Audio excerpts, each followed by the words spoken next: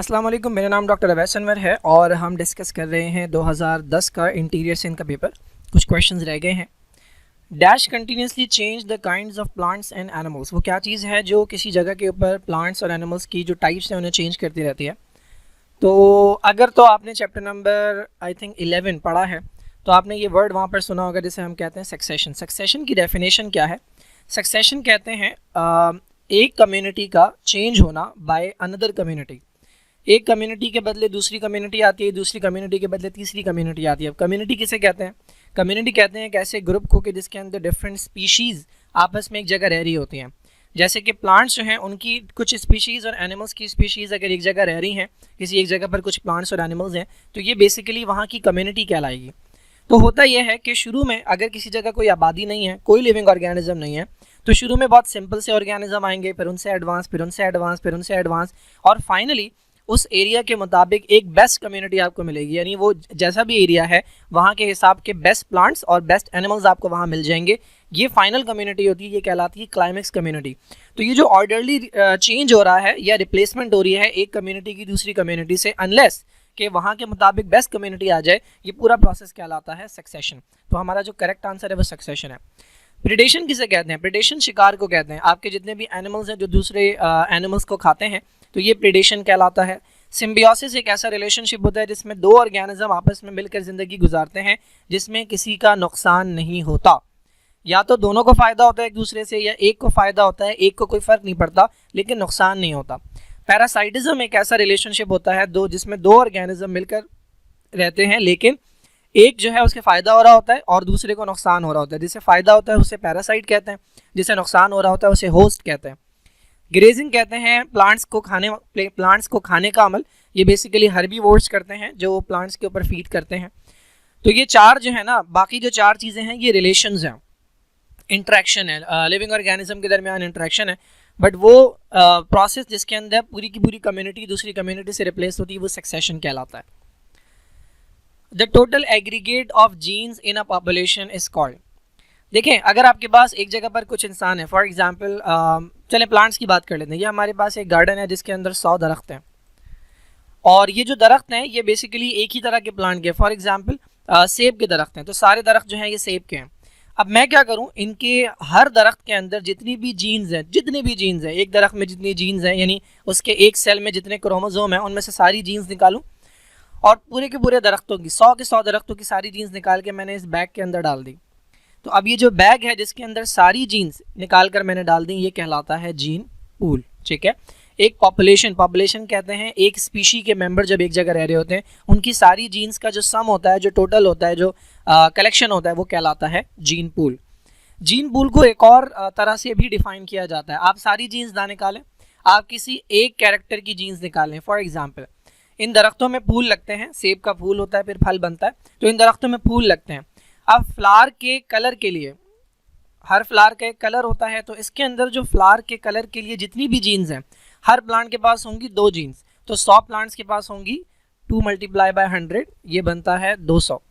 तो मैं क्या करूं, हर प्लांट से सिर्फ इस कैरेक्टर की जीन निकालकर इस बैग के अंदर डाल दूं, तब भी ये बैग कहलाएगा जीन पूल। तो जीन पूल को 2 तरह से डिफाइन किया जाता है, या तो सारे कैरेक्टर की जीन निकाल कर उसे जमा कर लें। निकाल कर का मतलब ये नहीं है कि आप प्लांट में से निकालेंगे, बस बात कर रहे हैं हम हाइपोथेटिकली कि तमाम जीन्स को हमने कलेक्ट कर लिया है। उन तमाम जीन्स का कलेक्शन, ऐसा नहीं है कि आप एक एक जीन जो है एक एक क्रोमोसोम प्लांट से निकालेंगे। तो सारी जीन्स का कलेक्शन भी जीन पूल कहलाता है, या किसी एक कैरेक्टर की जितनी भी जीन्स हैं उनका कलेक्शन जो है ये भी जीन पूल कहलाता है। The mitotic stage in which the sister chromatids physically separate. तो सबसे पहले तो ये समझ लें क्रोमैटिड किसे कहते हैं। देखें, होता क्या है, हमारे पास आपको पता है कि एक सेल है, हाँ, इंसानों का सेल है जिसमें 46 क्रोमोसोम है। अब ये सेल अगर माइटोसिस करेगा तो 2 सेल बनेंगे और दोनों में बराबर क्रोमोसोम जाते हैं, माइटोसिस में कोई चेंज नहीं आता। अब अगर यहाँ 46 थे तो यहाँ पे 46 और यहाँ पे 46 नहीं आ सकते। इन दोनों में 46 तब जा सकते हैं जब यहाँ 46 के बजाय कितने हो, 46 के बजाय 92 हो। तो ऐसा ही होता है, इसका हर क्रोमोसोम पहले ऐसा नज़र आता है और फिर वो अपनी बनाता है कॉपी, और कॉपी बनाकर उसे अपने साथ अटैच कर लेता है। ये ओरिजिनल वाला था, ये कॉपी बनी है और ये इस पॉइंट के ऊपर अटैच है जिसे हम कहते हैं सेंट्रोमेयर। ये दोनों जो एक दूसरे के साथ अटैच हैं किस पॉइंट पे, सेंट्रोमेयर के ऊपर, ये दोनों कहलाते हैं क्रोमैटिड्स। ये जो स्ट्रक्चर आपको नजर आ रहा है, this is called one chromosome. इसके लिए हम यूजुअली क्रोमैटिड की टर्म इस्तेमाल नहीं करते। ये जो स्ट्रक्चर आपको नजर आ रहा है, this is again one chromosome. देखें, ये भी एक क्रोमोसोम है और ये भी एक क्रोमोसोम है। फर्क क्या है, इस क्रोमोसोम में एक धागा है तो हम इसे सिर्फ क्रोमोसोम कहते हैं। इस क्रोमोसोम में दो धागे हैं, एक ओरिजिनल वाला और एक उसकी एग्जैक्ट कॉपी है, तो हम कहते हैं कि ये एक क्रोमोसोम है जिसके अंदर दो क्रोमैटिड्स हैं। अब चूंकि ये दोनों एक दूसरे की एग्जैक्ट कॉपी हैं, इसका मतलब जो इन्फॉर्मेशन इस वाले में है वही इन्फॉर्मेशन इसमें है। ऐसे दो धागे जिनके अंदर सेम इन्फॉर्मेशन हो, ये कहलाते हैं सिस्टर क्रोमैटिड्स। सवाल ये पूछा जा रहा है, देखें आपको पता है जब सारे क्रोमोसोम ऐसे हो जाएंगे तो एक वक्त आएगा कि यहाँ से एक धागा आएगा और यहाँ से एक धागा आएगा, इन्हें हम कहते हैं स्पिंडल फाइबर्स। ये स्पिंडल फाइबर आकर क्रोमोसोम को सेंट्रोमेयर से पकड़ लेंगे और फिर एक धागा इस तरफ खींचेगा, एक धागा इस तरफ खींचेगा, तो ये दोनों धागे जो हैं ये बीच से अलग हो जाएंगे, दोनों क्रोमैटिड्स जो हैं ये बीच से अलग हो जाएंगे। सवाल ये पूछ रहे हैं कौन से फेज में होता है। देखें, बड़े मज़े की बात है, ये जो सेंट्रोमेयर है ये टूटता कौन से फेज में है, ये टूटता है मेटाफेज में। लेकिन ये इसके टूटने के बावजूद ये जो दो क्रोमैटिड्स हैं ये एक दूसरे से अभी सेपरेट नहीं होते। मैं हालत दिखाता हूँ। देखिए, ये अगर हमारे पास सेंट्रोमेयर है, ठीक है, तो ये एक धागा है और ये दूसरा धागा है। अभी आपको नजर आ रहा है सेंट्रोमेयर क्या है, सेंट्रोमेयर बिल्कुल सलामत है। ये वाली सिचुएशन देखें,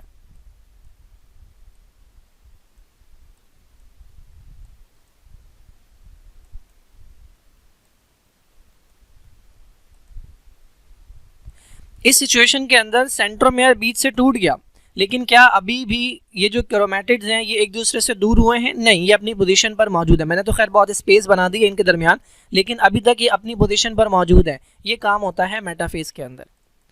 तो आप अपनी बुक अगर पढ़ेंगे तो मेटाफेज के अंदर लिखा हुआ है कि सेंट्रोमेयर इसमें ब्रेक हो जाता है। लेकिन इन्होंने सवाल पूछा है कि ये जो क्रोमैटिड्स हैं, ये एक क्रोमैटिड ये दूसरा क्रोमैटिड, ये फिजिकली सेपरेट कब होते हैं।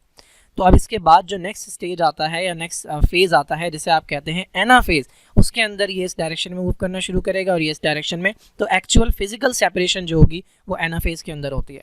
तो दैट इज़ वाई ये क्वेश्चन बड़ा इंटरेस्टिंग है। अगर वो पूछें कि सेंट्रोमेयर कब ब्रेक होता है तो आपका जवाब होता सी, यानी मेटाफेज में। लेकिन ये पूछ रहे हैं ये फिजिकली सेपरेट कब होते हैं, तो वो काम एनाफेज के अंदर होता है। Now which of the following is और आर फंक्शंस ऑफ सेमन।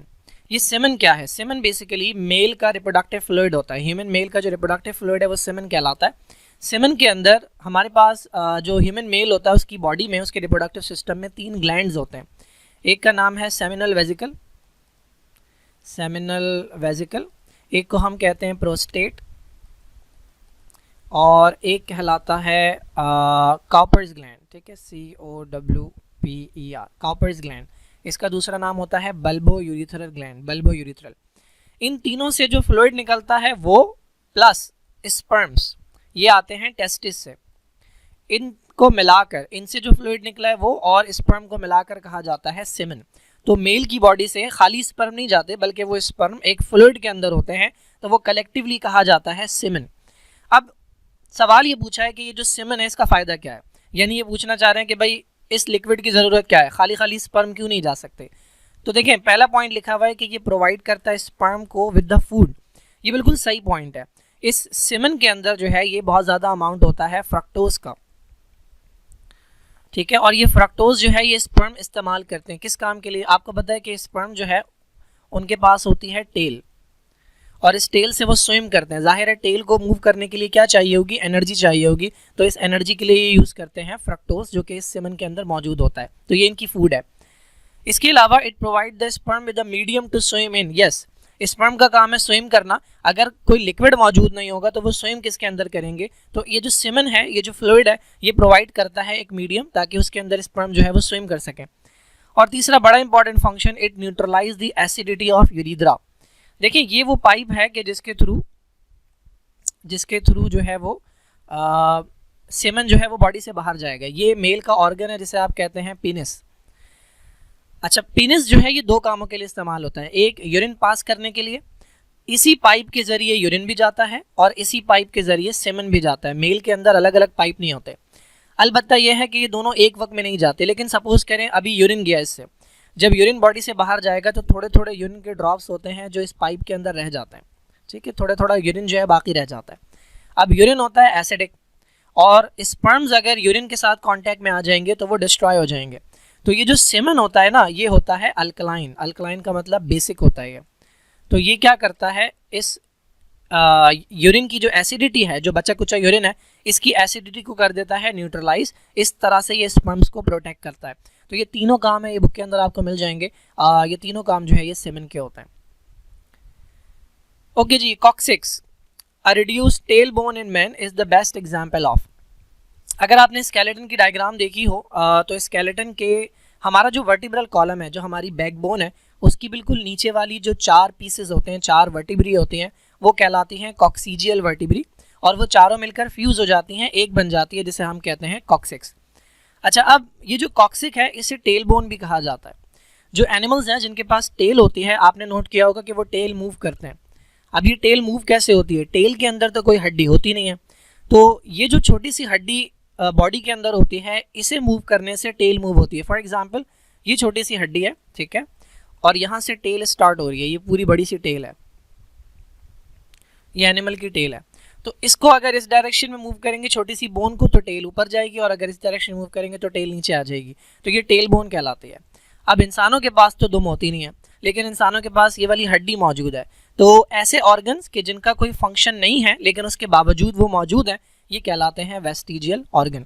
जैसे कि आपके कान का वो हिस्सा है जो बाहर की तरफ है, जिसे हम एक्सटर्नल एयर कहते हैं, या जिसे हम कहते हैं पिन्ना। ये जो आपके कान आपको नज़र आते हैं, इसका हमारे अंदर कोई फंक्शन नहीं है, हम इसे मूव भी नहीं कर सकते। ऑल्दो कुछ एबनॉर्मल लोग होते हैं जो कान को हिला लेते हैं, लेकिन नॉर्मल लोगों के अंदर जो है ये कान हिलता नहीं है। लेकिन दूसरे एनिमल्स जो हैं उनके अंदर ये कान बड़ा इंपॉर्टेंट होता है, क्योंकि उनके जो एयर मसल्स होते हैं उसके थ्रू ये कान को मूव करते हैं ताकि साउंड को कलेक्ट कर सकें, और इन्हें बेटर, आपने देखा होगा, नोटिस किया होगा कि डॉग जो है उसके अराउंड अगर कोई साउंड हो तो उसके कान फ़ौरन हिलते हैं। बिल्लियों के अराउंड भी कोई साउंड होता है तो उनके कान हिलते हैं। तो वो बेसिकली साउंड वेव को कलेक्ट करने के लिए इनको इस्तेमाल करते हैं। हम इस्तेमाल नहीं करते, तो हमारे अंदर ये एक ऐसा ऑर्गन है जिसका कोई फंक्शन नहीं है, तो ये वेस्टिजियल ऑर्गन कहलाता है। सिमिलरली जो आपका वो है ऑस्ट्रिच है, ऑस्ट्रिच आपको पता है उड़ती नहीं है, लेकिन उसके बावजूद उसके पास विंग्स मौजूद है, वेस्टिजियल ऑर्गन्स है। तो ऐसे तमाम ऑर्गन्स जिनका कोई फंक्शन नहीं होता but they are still present, they are known as vestigial organs. इंसानों के अंदर आपने अपेंडिक्स का नाम सुना होगा, वर्मीफॉर्म अपेंडिक्स, तो ये भी एक वेस्टिजियल ऑर्गन है। The death of living cell that result from tissue injury is known as. ये चैप्टर नंबर 7 से लिया गया क्वेश्चन। देखें, सेल के बनने का जो प्रोसेस होता है सेल डिवीजन से होता है, और वो 2 प्रोसेस आप पढ़ते हैं, माइटोसिस और मियोसिस। बिल्कुल इसी तरह से सेल के मरने का जो प्रोसेस होता है वो सेल डेथ कहलाता है, और ये 2 तरह से होती है। एक को हम कहते हैं एपोप्टोसिस और एक को हम कहते हैं नेक्रोसिस। देखें, अगर आपको कोई इंजरी हुई, ठीक है, कोई रगड़ लगी है या आपका एक्सीडेंट हुआ है, तो जिस एरिया पर भी चोट लगी है वहाँ के सेल्स जो हैं वो इंजरी की वजह से, चोट लगने की वजह से वहाँ के सेल्स बर्स्ट हो गए। ये एक सेल था, ठीक है, जैसे ही इसके ऊपर इंजरी हुई ये बर्स्ट हो गया, ये इस तरह का हो गया, ठीक है। तो जब ये बर्स्ट होगा तो इसके अंदर का जितना भी मटेरियल था वो बाहर आ जाएगा, ठीक है, ये सारा मटेरियल बाहर आ गया। अब इसके बराबर में जो सेल है ये मटेरियल जाकर इसको डैमेज करेगा, इसको नुकसान पहुंचाएगा। तो यहाँ पर एक प्रोसेस स्टार्ट हो जाता है जिसे हम कहते हैं इन्फ्लेमेशन, क्योंकि फिर हीलिंग होनी होती है यहाँ पे। तो जो भी टिश्यू इंजरी की वजह से जो सेल मरता है उसको हम कहते हैं नेक्रोसिस। और नेक्रोसिस के अंदर चूंकि सेल का मटेरियल बाहर आ जाता है तो सराउंडिंग के जितने सेल्स होते हैं उनको डैमेज होता है और वहाँ पर इन्फ्लेमेशन स्टार्ट हो जाती है। ये प्रोसेस कहलाता है नेक्रोसिस। क्यों हो रही है, क्यों डैमेज हो रहा है? क्योंकि देखें, आपको पता है इंसानों के सेल के अंदर या एनिमल के सेल के अंदर एक अदर बॉडी होती है जिसे आप कहते हैं लाइसोसोम। इस लाइसोसोम के अंदर ऐसे एंजाइम होते हैं जो प्रोटीन को, कार्बोहाइड्रेट को, लिपिड को डाइजेस्ट कर सकते हैं। अब जब तक इसकी ये मेम्ब्रेन सलामत है तब तक तो सेफ है। जैसे ही इसकी मेम्ब्रेन फटेगी ये सारे एंजाइम बाहर आ जाएंगे और ये डिस्ट्रॉय करना शुरू कर देंगे। अगर तो सेल की मेम्ब्रेन सलामत है तो ये काम अंदर ही अंदर होगा, लेकिन अगर ये सेल की मेम्ब्रेन भी फट जाए, जो कि यहाँ पर होता है, तो ये एंजाइम बाहर आकर बराबर वाले सेल को भी डिस्ट्रॉय करेंगे। तो दैट इज़ वाई नेक्रोसिस के अंदर इन्फ्लेमेशन हो जाती है। इसके बरक्स एक और तरीका है जिससे सेल मरते हैं और ये बहुत खामोशी से होता है, जैसे बोरीबंद लाशें होती हैं, जो कराची में एक दौर चला था बोरीबंद लाशों का, बिल्कुल इसी तरह से एपोप्टोसिस बहुत साइलेंटली काम होता है। होता क्या है, सेल के पास मैसेज आता है, ये सेल है, ये इसका न्यूक्लियस है और ये इसका डीएनए। सेल के पास मैसेज आता है कि भाई अब तुम्हारी ज़रूरत नहीं है, तुम मर जाओ, ठीक है। फॉर एग्जांपल सेल पुराना हो गया है, सेल एबनॉर्मल होने की तरफ जा रहा है, या सेल नॉर्मल फंक्शन नहीं कर रहा, या एम्ब्रियोलॉजी जब आप पढ़ते हैं तो आप देखते हैं बहुत सारे सेल जो बनते हैं लेकिन वो हमें बच्चा जब पैदा होता है तो नज़र नहीं आते। फॉर एग्जांपल एक बहुत अच्छी एग्जांपल दी हुई है कि ह्यूमन बेबी जब बन रहा होता है तो उसकी उंगलियों के दरमियान की खाली जगह जो है ना, एक उंगली दूसरी उंगली से अलग नहीं होती, इनके दरमियान एक वेब होता है, सेल्स मौजूद होते हैं। लेकिन जब बच्चा पैदा होता है तो उसकी उंगलियां अलग अलग होती हैं। क्यों? क्योंकि यहाँ के सेल्स मर गए। कैसे मरे? सेल्स को कहा गया, मैसेज आया मर जाओ, तो ये सेल बहुत खामोशी से, बहुत आराम आराम से अपने अंदर का जितना भी मटीरियल है वो तोड़ना शुरू करता है। फॉर एग्जाम्पल ये न्यूक्लियस है, ये डीएनए था, तो डीएनए के छोटे छोटे टुकड़े किए जाएंगे, डीएनए के छोटे छोटे टुकड़े किए जाएंगे। फिर क्या किया जाता है, इन टुकड़ों को बैग्स में बंद किया जाता है। ये एक बैग है, इसमें बंद किया जाएगा, ये थोड़ा सा डीएनए, ये और डीएनए। इसके अलावा जितने भी ऑर्गेनल्स हैं सबको तोड़ा जाएगा, बैग से बंद किया जाएगा। फिर हमारे पास इम्यून सिस्टम के कुछ सेल्स होते हैं जिन्हें हम कहते हैं मैक्रोफेजेस। ये बैग जो है, ये चूँकि मेम्ब्रेन इसके अराउंड मौजूद है तो ये सराउंडिंग सेल्स को कुछ नुकसान नहीं पहुंचाता। जैसे ये बाहर आएगा ये इसे खा जाएंगे और खाने के बाद इसे डिस्ट्रॉय कर देंगे। ये प्रोसेस कि जिसके अंदर प्रोग्राम सेल डेथ होती है, एक बहुत अच्छे तरीके से सेल डेथ होती है कि बाजू वाले जितने भी सेल्स हैं उन्हें कोई नुकसान ना हो, ये कहलाता है apoptosis. Okay, in mature cells each chromosome consist of 2 thin threads called. ये बात हम पहले भी करके आए हैं कि पहले क्रोमोसोम ऐसे होते हैं, उसके बाद हर क्रोमोसोम क्या करता है, अपनी कॉपी बनाता है और कॉपी बनाने के बाद उसे इस पॉइंट के ऊपर अटैच कर लेता है। ये पॉइंट कहलाता है सेंट्रोमेयर। और मैंने बताया था कि ये भी एक क्रोमोसोम है और ये भी एक क्रोमोसोम है। फ़र्क यह है कि इस क्रोमोसोम के अंदर 2 धागे हैं या 2 कॉपीज़ हैं और ये दोनों कहलाते हैं बेसिकली क्रोमैटिड्स। और इनके लिए जो वर्ड यूज़ किया जाता है, क्योंकि इनमें सेम इन्फॉर्मेशन है, तो ये कहलाएंगे सिस्टर क्रोमैटिड। तो अगर यहाँ पे 2 ऑप्शन होते हैं, एक होता सिस्टर क्रोमैटिड और एक होता नॉन सिस्टर क्रोमैटिड, तो हमारा जवाब होता सिस्टर क्रोमैटिड। सेंट्रोमेयर किसे कहते हैं? सेंट्रोमेयर ये वाला पॉइंट है, क्रोमोसोम इसे कहते हैं। काइनेटोकोर किसे कहते हैं? देखिए ये जो सेंट्रोमेयर है इसको अगर आप खोल के देखेंगे, यानी माइक्रोस्कोप के अंदर देखेंगे बहुत क्लोजली, तो इसके अंदर ना 2 प्रोटीन्स होते हैं। दीज आर नोन एज ये सिंगल प्रोटीन जो है ये और ये कहलाती हैं काइनेटोकोर। मैंने आपको बताया था स्पिंडल फाइबर आकर अटैच होते हैं यहाँ और यहाँ, तो वो बेसिकली इस प्रोटीन के साथ अटैच होते हैं, यहाँ पे आके अटैच होता है। ये स्पिंडल फाइबर आ गया और ये स्पिंडल फाइबर आ गया, तो ये बीच से टूट जाता है, ठीक है। कैरियोटाइप क्या होता है? कैरियोटाइप बेसिकली एक अदर टेस्ट होता है जिसमें करते क्या है, आपका सेल लेते हैं और उसमें से क्रोमोसोम निकालते हैं, उनकी तस्वीर लेते हैं और फिर क्रोमोसोम को हम लाइन से लगाते हैं साइज़ के हिसाब से। तो हमें पता है हमारे पास एक तरह के 2 क्रोमोसोम होते हैं, साइज़ के हिसाब से भी और इनके ऊपर जो इन्फॉर्मेशन होती है वो भी मैच करती है। अगर यहाँ पे हाइट की इन्फॉर्मेशन है तो ये एक और क्रोमोसोम होगा, यहाँ पे भी हाइट की इन्फॉर्मेशन है। एक मुझे फादर से मिला, एक मदर से, ये कहलाते हैं होमोलोगस। अगर दूसरा क्रोमोसोम इस तरह का है तो एक और क्रोमोसोम इस तरह का होगा, ठीक है। अगर एक क्रोमोसोम इस तरह का है तो एक और क्रोमोसोम इस तरह का होगा। तो ये जो लाइन से आप अपने क्रोमोसोम लगाते हैं ये टेस्ट कहलाता है कैरियोटाइप। ये टेस्ट किया जाता है ये देखने के लिए कि कहीं कोई क्रोमोसोम कम या ज़्यादा तो नहीं है। अच्छा जी, the utilisation of the absorb food molecule within the cell to provide energy for tissue building is called. देखें ये जो 5 स्टेप आपको नज़र आ रहे हैं ये बेसिकली होलोजोइक न्यूट्रिशन के हैं। एनिमल्स के अंदर एक तरह की न्यूट्रिशन होती है जिसे हम कहते हैं होलोजोइक न्यूट्रिशन। एनिमल्स अपना खाना खुद तो बनाते नहीं हैं, तो वो किसी ना किसी को इस्तेमाल करते हैं, या तो प्लांट्स का इस्तेमाल करते हैं या फिर एनिमल्स को इस्तेमाल करते हैं। तो बॉडी में आने से लेकर, फूड के बॉडी में आने से लेकर उसका डाइजेस्ट होना, फिर उसका एब्जॉर्ब होना, फिर उसका जो है वो किसी जगह पर इस्तेमाल होना, और जो पार्टिकल्स हमें नहीं चाहिए होते, जो अनडाइजेस्टेड पार्टिकल होते हैं, जो वेस्ट होता है, उसका बॉडी से बाहर चले जाना, ये पूरा प्रोसेस होता है डिफरेंट स्टेप्स का, और इसे मिलाकर हम कहते हैं होलोजोइक न्यूट्रिशन। आप अगर इसकी डेफिनेशन पढ़ेंगे होलोजोइक न्यूट्रिशन की तो बुक में मिलेगा आपको कि एक ऐसा प्रोसेस जिसके अंदर बड़े पार्टिकल्स को तोड़ा जाता है छोटे पार्टिकल में, जिन्हें बाद में एब्जॉर्ब करके या तो एनर्जी के लिए यूटिलाइज़ किया जा सके या फिर बॉडी को बिल्ड करने के लिए इस्तेमाल किया जाए, वो प्रोसेस कहलाता है होलोजोइक न्यूट्रिशन। तो पहला स्टेप होता है इंजेशन। इंजेशन का मतलब होता है फूड का बॉडी के अंदर आना। आप जो खाते हैं जब और उसे स्वेलो करते हैं तो ये बेसिकली आपका इंजेशन का प्रोसेस होता है। उसके बाद ये खाना डाइजेस्ट होता है, ब्रेक होता है, जो लार्ज पार्टिकल है उन्हें स्मॉल पार्टिकल में ब्रेक किया जाता है। जब ये ब्रेक हो जाता है बहुत छोटे छोटे पार्टिकल बन जाते हैं। फॉर एग्जाम्पल आपने प्रोटीन खाया तो वो टूट गया अमाइनो एसिड में, आपने कार्बोहाइड्रेट खाया वो टूट गया ग्लूकोज में। अब ये इतने छोटे पार्टिकल हैं जो ब्लड में शामिल हो सकते हैं, तो ये वाला स्टेप है जिसके अंदर ये इंटेस्टाइन से निकाले जाते हैं। अगर ये इंटेस्टाइन है तो इसमें से निकाल के शामिल किए जाएंगे ब्लड वेसल के अंदर, ब्लड के अंदर शामिल किए जाएंगे ताकि इन्हें पूरी बॉडी में सप्लाई किया जाए। ये स्टेप कहलाता है एब्जॉर्प्शन, ये 3rd स्टेप है। एब्जॉर्प्शन के बाद ये जो खाना ब्लड के अंदर है ये जाएगा पूरी बॉडी के सेल्स के पास और ये सेल्स को दिया जाएगा, जैसे कि ग्लूकोज है या अमाइनो एसिड है, ये सेल्स को दिए जाएंगे। अब देखिए जो भी आप फूड इस्तेमाल करते हैं ना, उसके दो पर्पज़ होते हैं। नंबर वन, या तो एनर्जी प्रोड्यूस करना। फॉर एग्जांपल आपने कार्बोहाइड्रेट खाया, उसको तोड़ा गया ग्लूकोज के अंदर, अब ये ग्लूकोज जाएगा सेल में जाएगा ये माइटोकॉन्ड्रिया में और इसे तोड़कर बनाया जाएगा एटीपी, ठीक है। तो ये आप एनर्जी प्रोडक्शन के लिए इस्तेमाल कर रहे हैं।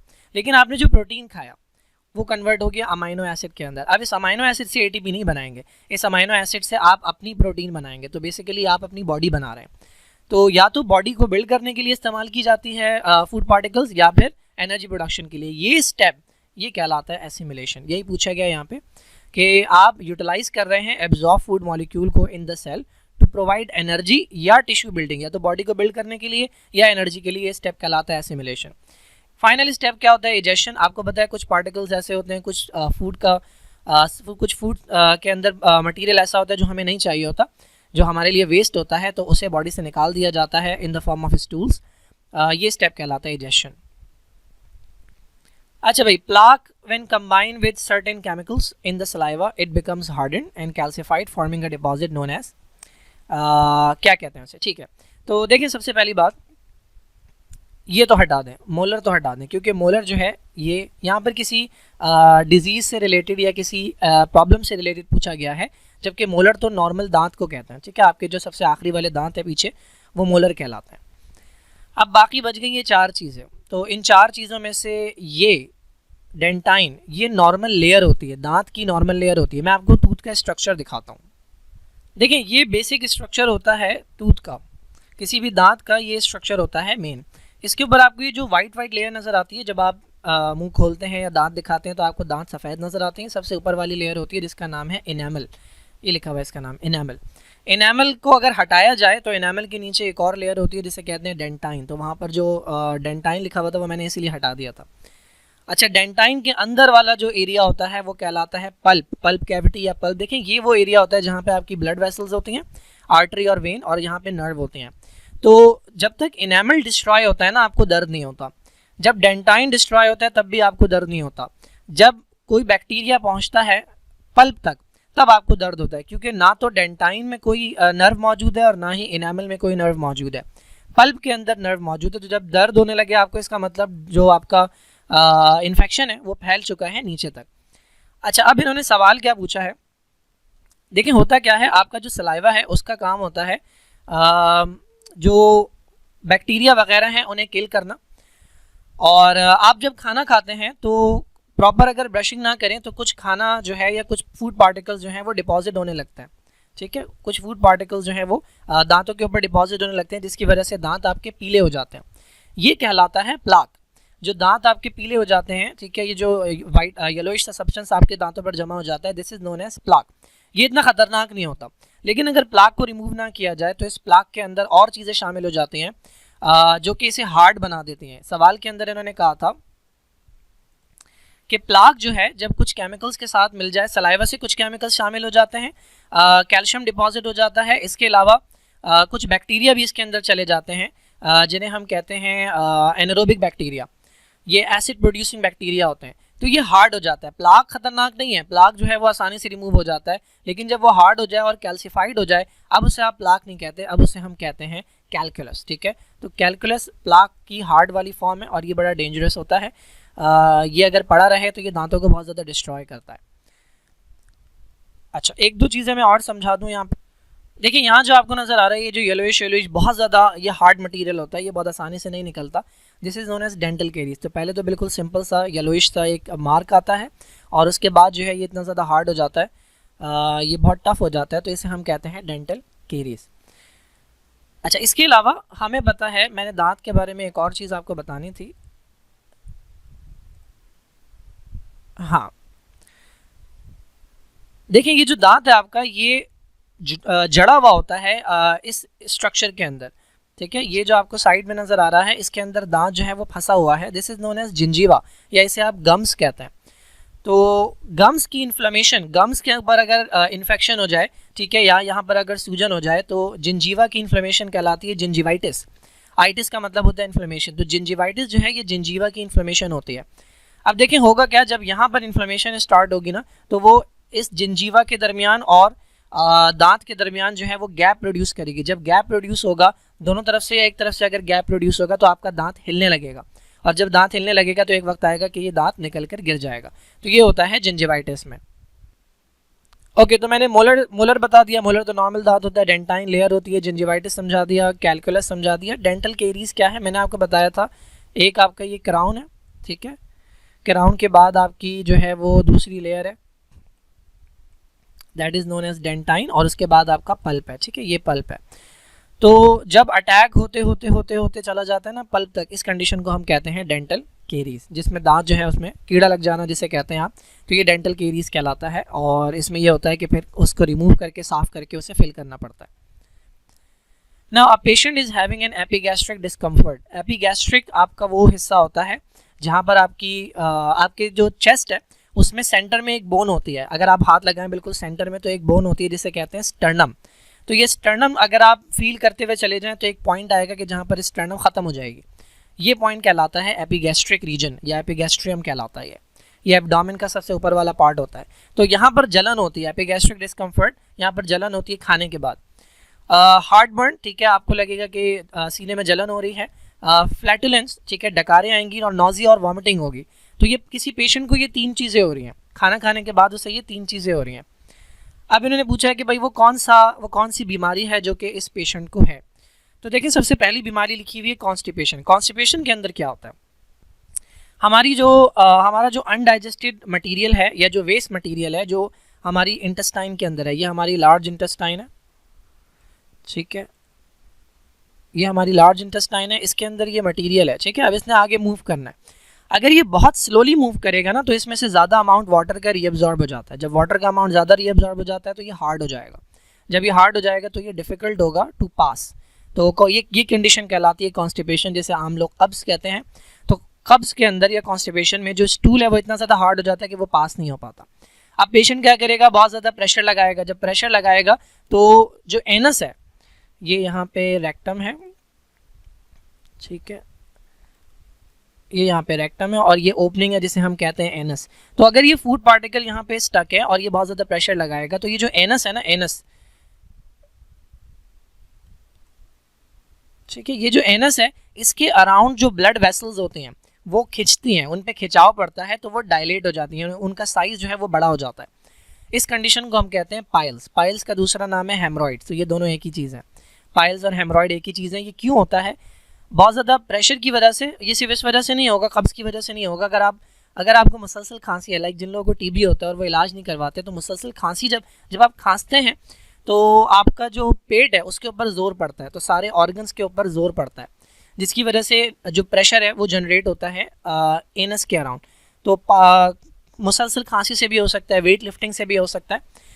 तो बहुत सारे रीज़न हैं जिनकी वजह से पाइल्स या हेमरॉइड्स होते हैं, जिन्हें आम लोग बवासीर कहते हैं। इसके बाद है फूड पॉइजनिंग। फूड पॉइजनिंग क्या है, अगर आपने कुछ ऐसा खा लिया कि जिसके अंदर कोई बैक्टीरिया मौजूद था या बैक्टीरिया का कोई ऐसा केमिकल मौजूद था या कोई हार्मफुल चीज़ मौजूद थी, तो होता ये है कि बॉडी उसे रिजेक्ट कर देती है। और रिजेक्ट करने का तरीका ये होता है कि या तो उसे ऊपर वाले रास्ते से निकाला जाए, माउथ से, तो उसको आप कहते हैं वॉमिटिंग, तो जो खाना जाता है वो फिर वापस आ जाता है, या फिर उसे बहुत तेज़ी से नीचे वाले रास्ते से निकाला जाए जिसे आप कहते हैं डायरिया। तो वॉमिटिंग डायरिया या कभी कभार दोनों होता है। तो इसके अंदर एपिगैस्ट्रिक डिस्कम्फर्ट नहीं होता, हार्ट बर्न नहीं होता, फ्लैटुलेंस नहीं होता। तो एक चीज़ बच गई जिसे आप कहते हैं डिस्पेप्सिया। डिस्पेप्सिया की डेफिनेशन ही यही है, एपिगैस्ट्रिक डिस्कम्फर्ट फॉलोइंग मील। कुछ लोग कहते हैं बदहजमी सी हो रही है, खाना खाने के बाद डकारें आ रही हैं, या तेज़ाबियत सी लग रही है, या सीना जल रहा है, या नौजिया जैसा हो रहा है, तो ये कंडीशन कहलाती है डिस्पेप्सिया। कुछ लोगों के अंदर इसका कोई रीज़न होता है, कुछ लोगों के अंदर रीज़न नहीं पता होता, यानी डॉक्टर सारी चीज़ें टेस्ट करवा लेते हैं, सब नॉर्मल आते हैं। ऐसा डिस्पेप्सिया कि जिसका कोई कॉज ना हो, ये कहलाता है फंक्शनल डिस्पेप्सिया। तो ये बीमारी है, ये चैप्टर नंबर 12 के अंदर आपको मिल जाएगी।